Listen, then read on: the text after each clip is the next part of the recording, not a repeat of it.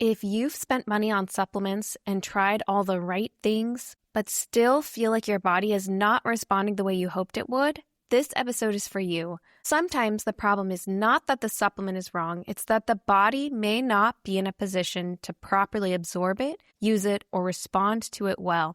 And understanding that is critical to the conversation around healing. Some people swear supplements change their health completely. Others spend hundreds of dollars on supplements and feel no difference at all. And both of those experiences can be true. The problem is that supplements are often treated like isolated fixes, when in reality, a supplement cannot override chronic stress, compensate for poor nutrition, or replace the basic conditions the body needs in order to repair and regulate itself. What it can do is support pathways that are struggling if the body is missing some key inputs required for normal function. The real question is not simply whether supplements work.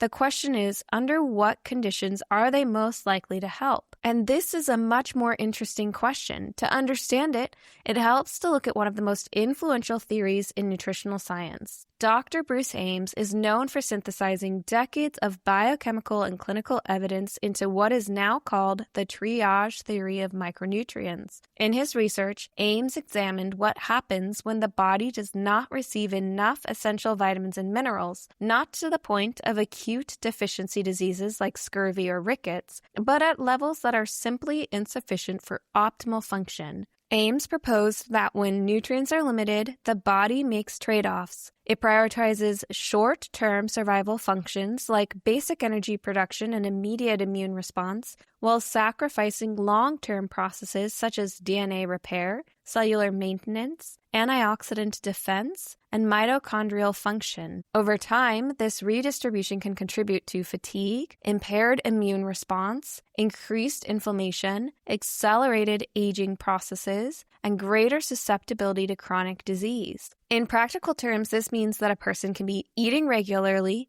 and not clinically deficient, but still experiencing suboptimal health because their biological systems are undersupported. When those nutrient gaps are corrected, whether through diet or supplementation, those pathways can begin functioning more effectively again. Every function in your body, from producing energy to regulating inflammation, is governed by biochemical pathways. These pathways rely on enzymes, and those enzymes require specific nutrients as cofactors in order to work. For example, magnesium is required to activate ATP, your body's energy currency. B vitamins act as coenzymes in mitochondrial energy production. Selenium is required for enzymes that regulate thyroid hormone conversion and antioxidant defense. If even one of these cofactors is missing, the pathways slow down or become inefficient. This is referred to as a rate-limiting step.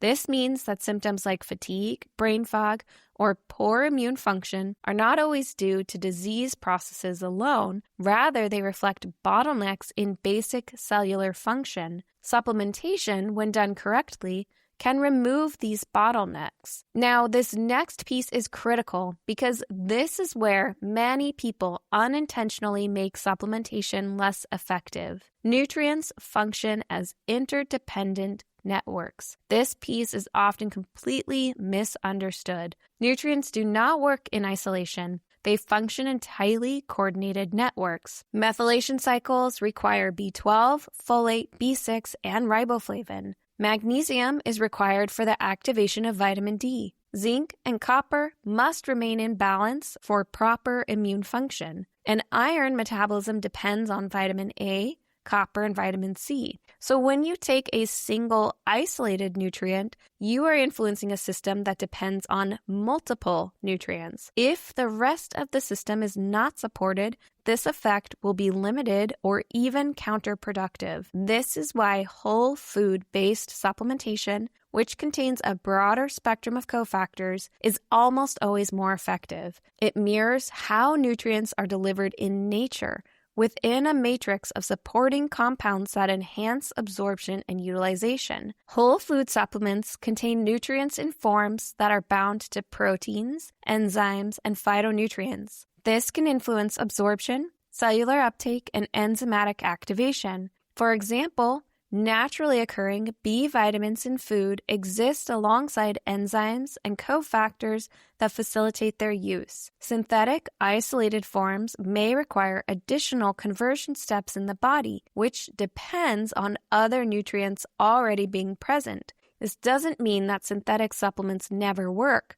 but it helps explain why people tend to respond better to food-based formulations. Absorption is a major limiting factor. Even the best supplement will not work if it is not absorbed. Absorption depends on stomach acid levels, digestive enzyme activity, gut lining integrity, and microbiome balance. This is why two people can take the exact same supplement and have completely different experiences with it. Low stomach acid can impair absorption of minerals like magnesium and iron. Gut inflammation can reduce nutrient transport across the intestinal wall, and dysbiosis, or an imbalance within the microbial community in our gut, can alter how nutrients are absorbed and metabolized. This is why gut health and supplementation are deeply interconnected. If the gut is compromised, supplementation may need to be paired with digestive support in order to be effective. Many people miss this connection. Another thing to keep in mind is that high doses of isolated or artificially created supplements and nutrients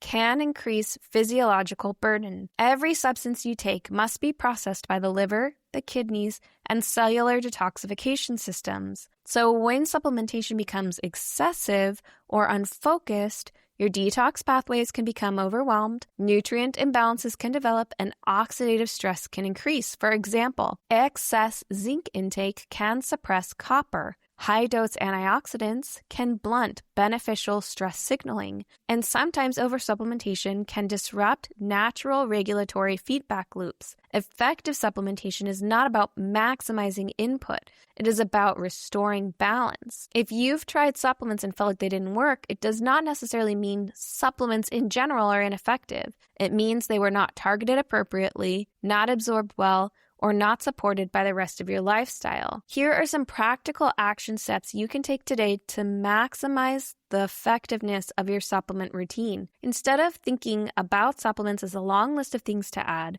it's more effective to approach them as targeted support for systems that are not functioning optimally. A useful place to begin is by identifying patterns rather than looking at individual symptoms. For example, persistent fatigue, poor stress tolerance, and brain fog often point towards energy production issues and nervous system regulation. Frequent illness or slow recovery may point towards immune resilience. When you think in terms of systems, it becomes easier to choose the supplements that are relevant. From there, focus on foundational support before adding specialized compounds. Nutrients such as magnesium, B vitamins, and trace minerals are involved in a wide range of processes and are commonly present in insufficient levels in our body, especially under conditions of chronic stress or illness. Addressing these basics can create a noticeable shift before more targeted interventions are even necessary. You can do that with a whole food-based supplement. It is also important to introduce supplements gradually and observe how your body responds. This allows you to distinguish between what is helpful